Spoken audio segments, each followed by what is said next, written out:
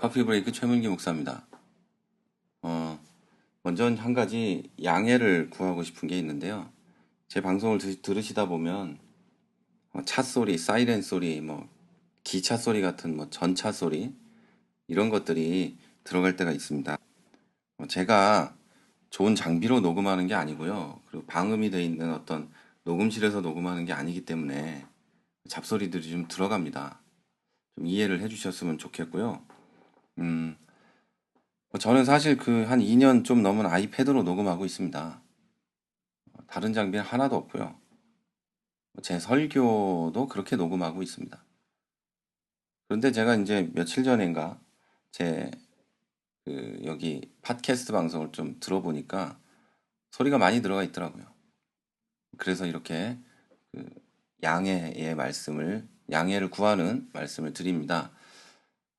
또 어떤 분 설교가 아니라 방송을 들어보니까요. 제가 다른 분들 방송도 많이 듣거든요. 들어보니까 개소리가 섞여 있더라고요. 그러면서 그분도 양해를 구하더라고요. 개소리가 섞여 있어서 죄송하다. 그런데 밖에 들고양이나 산고양이가 다니는 바람에 개가 저렇게 짖는다. 좀 이해를 좀 해달라. 그런 얘기를 하더라고요. 여러분도 이해하시리라고 생각합니다. 잡소리 얘기가 나와서 그런데요. 조금 전에 말씀드린 그 방송에서, 제 방송은 아니지만 그 방송에서 개가 짖는 이유를 이렇게 얘기하더라고요. 개가 짖는 이유? 고양이가, 들고양이가 다니고, 산짐승이 다니고, 이래서 그렇다. 그 개가 짖는 이유가요. 우리 집에 없어야 될 것들이 왔다 갔다 하니까 짖는 거예요. 그러니까 잡소리가 섞이는 이유가 우리 집에 없어야 될 것들이 섞이니까 개가 그걸 막기 위해서 짖는 거거든요. 그럼 반대로 보면은요.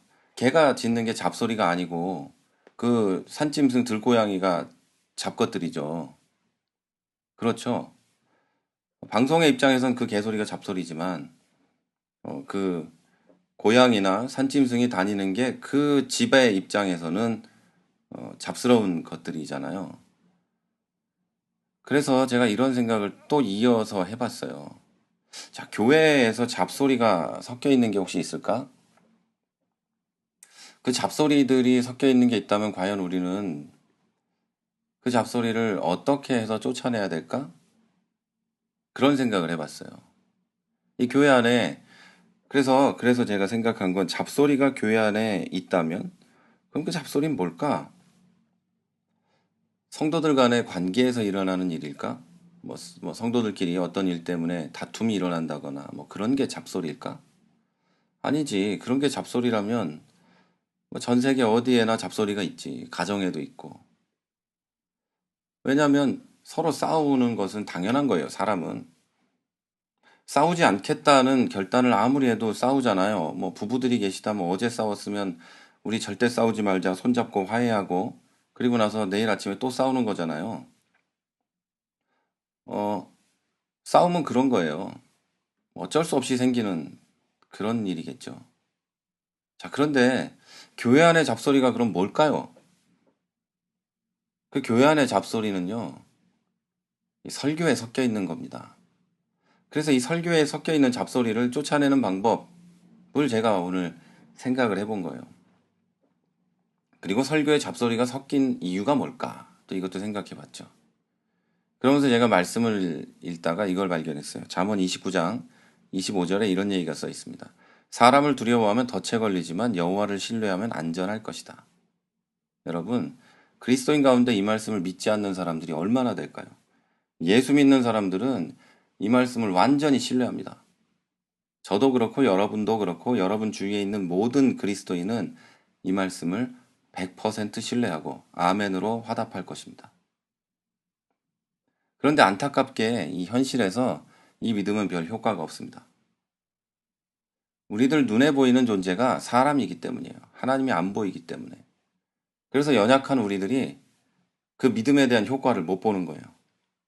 하나님을 신뢰하면 완전히 안전할 것을 우리가 믿는데 그 믿음이 없어서가 아니에요. 믿는데 눈앞에 보이는 사람을 두려워할 수밖에 없다. 저는 그 얘기예요. 성경에 써 있는 것이 그냥 써놓은 게 아니에요. 사람을 두려워하면 덫에 걸리지만 여호와를 신뢰하면 안전할 것이다. 이 말은 일반적인 사람들이 사람을 두려워할 수밖에 없다는 얘기죠.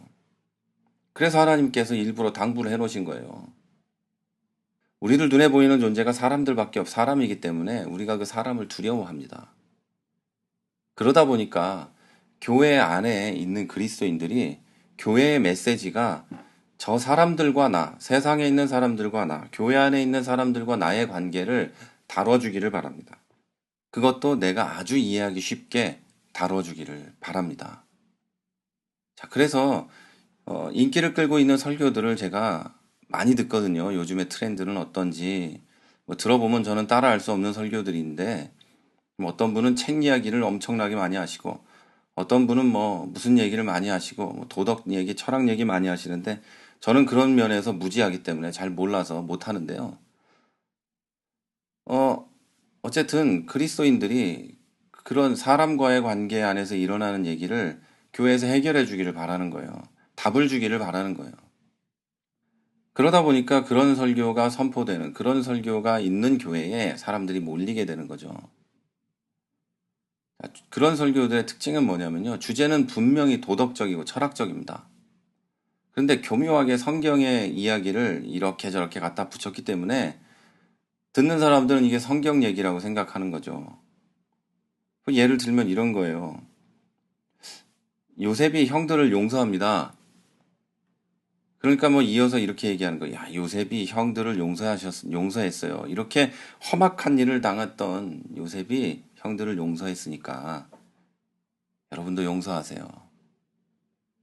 더 이어서 이런 얘기를 하죠. 예수님께서 이렇게 용서하신 얘기, 또 누가 용서한 얘기, 이런 거 하면서 결국 한다는 얘기는 여러분 용서하세요. 이러고 있죠. 이게 분명히 주제는 도덕적이고 철학적이잖아요. 성경 얘기 안 갖다 붙여도 뭐 용서하라는 얘기 우리 초등학교 유치원 때부터 듣던 얘기 아니에요. 그런데 이런 얘기를 갖다가 성경 얘기를 갖다 끌어붙여서 성경 이야기인 줄 알게 하고 있는 거죠. 근데 문제는요. 이런 설교를 하고 있는 목사님들도 듣고 있는 성도들도 그게 그런 건지 모르고 있어요. 저도 이런 설교를 여러 번 했더라고요. 이제 생각해 보니까 이게 이렇게 되는 이유가요. 목사나 성도에게 마귀가 들어가거나 그들이 무지하고 무식하거나 물론 뭐 무지하고 무식한 분들도 계시지만요. 성경에는 무식한데 도덕이나 철학에 대단히 유식한 분들이 계시지만요. 어쨌든 목사님이나 성도님들에게 마귀가 들어간다거나 뭐 그런 건 아니에요. 나쁜 인간이라서 그런 것도 아니고요. 이유는 딱 하나더라고요. 이 사람이 모두 사람을 두려워하기 때문이에요. 목사들이 성도를 두려워해서 성도가 들어야 하는 얘기를 하는 게 아니라 성도가 듣고 싶어 하는 얘기를 하는 거예요. 듣고 싶어 하는 얘기를 하지 않으면 교회에서 쫓겨나니까요. 듣고 싶어 하는 얘기를 하지 않으면 무능한 목사가 되기 때문에 그런 얘기를 할 수밖에 없어요. 그러니까 이유는 사람을 두려워하기 때문에 그런 거예요. 그리고 그 사람을 두려워하기 때문에 지금 뭐 이렇게 된 거예요. 그리고 성도들도 마찬가지입니다. 사람에 대한 이야기를 듣고 싶어 하는 것은 사람들 사이에서 잘 지내고 싶어서 그래요. 세상이 얼마나 험하면 사람들 사이에서 잘 지내지 않으면 나는 버림받고 따돌림 당하고 마치 죽을 것 같기 때문에 그러는 거죠. 자, 이걸 엄밀히 말하자면 사람을 두려워하는 게 아니고 사람과의 관계를 두려워하기 때문에 목사님들도 성도들도 이런 설교를 듣고 싶어 하는 거죠. 관계가 깨지면 죽을 것 같기 때문에 관계가 깨지면 저 사람이 더 이상 내 편이 아닐 것 같고 나를 돕지 않을 것 같기 때문에 그러고 있는 겁니다. 그래서 이런 두려움을 깨기 위해서 두려움을 깨고 나가기 위해서 계속해서 그것에 집중하는 겁니다. 자, 돈이 없어서 두려움을 겪는 사람들, 돈이 없어서 고통을 겪는 사람들이 가장 집중하는 게 뭐예요? 돈이죠. 근데 그것과 똑같이 사람들의 관계에서 두려움을 느끼는 사람들, 고통을 겪는 사람들이 이 세상의 대부분이기 때문에, 심지어 그리스도인들도 그렇기 때문에 우리가 계속 그것에 집중하고 있는 거예요. 그래서 저는 물론 이게 이 옳은 일은 아닌 것 같지만, 그래서 저는 이걸 악하다고 정죄하는 건 조금 무리가 있지 않나 이런 생각을 합니다. 이게 아무리 틀린 것이라고 해도 말이에요. 그런데 여기다 제가 전제를 하나 포함하고 싶은 건 뭐냐면요. 목사는 좀 달라야 됩니다. 적어도 하나님의 말씀을 대신 전하는 사람이라면 사람과의 관계를 두려워하는 게 아니라 하나님을 두려워해야겠죠. 그리고 하나님을 신뢰하고 있어야겠죠. 이제 목사 얘기는 좀 접어두고요. 우리들의 이야기를 하자면 그렇습니다. 자, 제가 위에 좀 말씀드린 사람을 두려워하면 덫에 걸리지만 여호와를 신뢰하면 안전할 것이다. 이 말씀은요. 이 하나님을 신뢰하면과 또 그 앞에 이야기한 사람을 두려워하면 그 사이에 이 대조하고 있습니다. 그 둘을. 사람을 두려워하면과 하나님을 신뢰하면을 대조하고 있는 거죠. 이게 이 말씀의 핵심이고 제가 오늘 드리고 싶은 말의 핵심입니다. 우리는 사람을 두려워할 수밖에 없는 것은 제가 인정합니다. 듣는 모든 분은 다 인정할 거예요. 사람들 사이에서 따돌림을 당했을 때 얼마나 고통스러운 일이 일어나는지 우리가 다 알고 있을 거예요. 그런데 사람을 두려워하면요, 교회 안에 잡소리가 섞이게 되고 성도의 삶에 잡스러운 일들이 일어나게 됩니다. 이건 틀림없는 사실입니다. 제가 하는 얘기가 아니고 여러분들이 다 겪어보셨을 거예요. 그리고 그 잡소리들이 나를 덫에 걸리게 합니다. 목사님들이 잡소리를 하게 되는 이유는, 설교 안에 잡소리가 섞이게 되는 이유는 사람을 두려워해서예요. 그래서 잡소리를 하게 되는 덫에 걸리는 겁니다. 성도들이 그런 잡소리를 듣고 싶어 하는 이유도 사람을 두려워하는 건데요. 그런 걸 계속 듣다 보면 덫에 걸리게 됩니다. 내가 듣고 싶지 않은 것을 말하는 목사를 찾아서 떠나십시오, 일단. 그리고 들을 때마다 이런 얘기를 너무 듣기 힘들다, 너무 강하다 이런 얘기하는 목사들을 찾아다니십시오. 그 사람은 적어도 여러분 듣기 좋은 얘기를 하고 싶어 하지 않는, 물론 사람이 두렵지만, 성도들이 다 떠날까봐 두렵지만 그래도 하나님을 더 두려워하고 하나님을 신뢰하는 목사일 겁니다.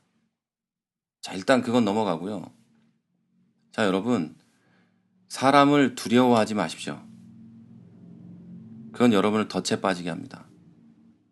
사람을 두려워하는 것은 신앙에도 여러분 인생에도 도움이 되지 않는, 그냥 덫에 빠지게 하는 이야기일 뿐입니다. 그러나 하나님을 신뢰하시면 여러분 덫에 걸리지 않고 안전할 것입니다. 하나님은 여러분과 지금도 함께하고 계세요. 여러분 삶에 잡소리가 섞이지 않게 해주시고요.